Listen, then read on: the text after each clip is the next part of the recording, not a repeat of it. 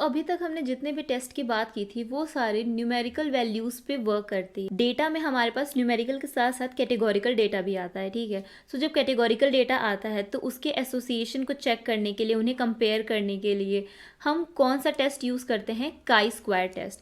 So it is use to compare two categorical variables. So it test the association or independence between categories।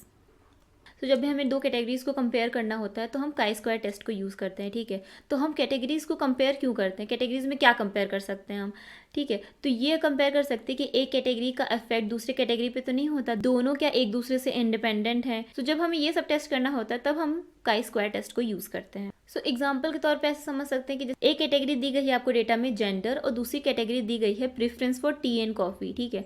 तो हमें उन दोनों के बीच में टेस्ट करना है कि वो दोनों क्या इंडिपेंडेंट है या फिर उनके बीच में कोई डिपेंडेंसी है, ठीक है। क्या जेंडर अफेक्ट करता है प्रेफरेंस ऑफ टी और कॉफ़ी? इसी तरीके के टेस्ट में हम काई स्क्वायर टेस्ट को यूज़ करते हैं।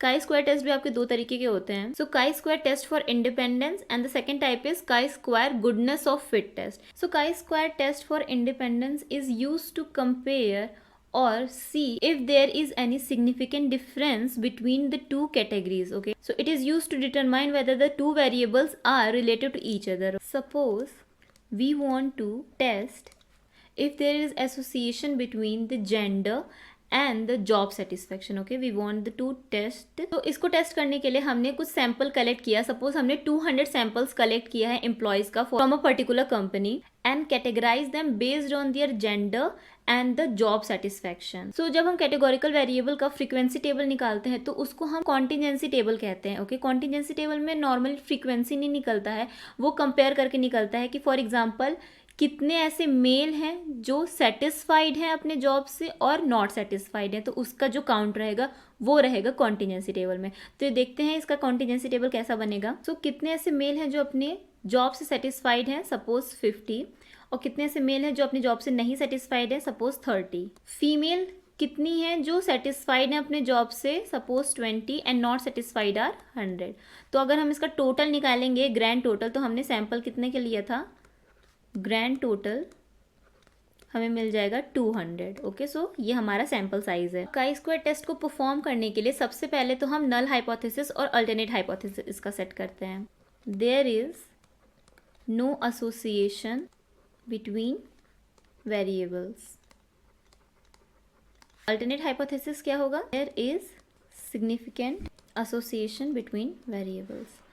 Next step is we have to calculate the expected frequency. Expected frequencies. So we have to calculate the expected frequency for each cell under the assumption that there is no association between the gender and the job satisfaction. So यहाँ पे रो total क्या हो जाएगा? 80, ये हो जाएगा 70, उसी तरीके से ये हो जाएगा 120 और ये हो जाएगा 130। So इसका फॉर्मूला क्या होता है? Row total multiplied by column total divided by grand total. तो रो टोटल क्या है? 80 मल्टीप्लाइड बाई 70 डिवाइडेड बाई 200। उसी तरीके से मेल नॉट सेटिस्फाइड के लिए 80 multiplied by 130 divide by 200। Okay, so these are the calculated value. अब हमें काई स्क्वायर टेस्ट की वैल्यू फाइंड करनी है। तो उसका फॉर्मूला क्या होता है? जैसे कि अभी हमने एक्सपेक्टेड फ्रीक्वेंसी निकाल ली, तो उसका एक्चुअल फॉर्मूला क्या होगा? Summation of observe value minus expected value का whole square upon expected value. So सबसे पहले वाले कैटेगरी के लिए 50 माइनस 28 अपॉन 28 और इसका होल स्क्वायर।